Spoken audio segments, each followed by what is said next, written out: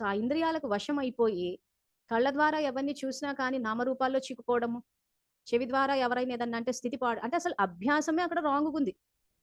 కొన్ని సంవత్సరాల నుంచి మొత్తుకుంటున్నాం పాటలేసుకోకండి, చెయ్యకండి, సంకల్పాల ద్వారా చేయండి అంటే, లేదు మేము అలాగే ఉంటామంటున్నారు. అప్పుడు ఏమైతది? చెవి మీద ఆధారపడిపోయాం. కంటెదురుంగా ఫోటో, ఆ తర్వాత ఎఫెక్ట్ ఇవ్వడానికి మళ్ళీ అగరబత్తి, ఆ సుగంధాలు పెట్టేసుకోవడము, ఇలా రకరకాలుగా పెట్టేసుకొని కూర్చున్నారు. సో, అభ్యాసమే కర్మేంద్రియాల్ని వాడినప్పుడు, మీకు కర్మేంద్రియాలకు పైన ఉండే ఈ గజానాలు ఏవైతే ఉంటాయో అవి ఎట్లా అనుభవంలోకొస్తాయి? ప్లస్ వర్తమానంలో చేస్తున్న మెజారిటీ పాపకర్మలు.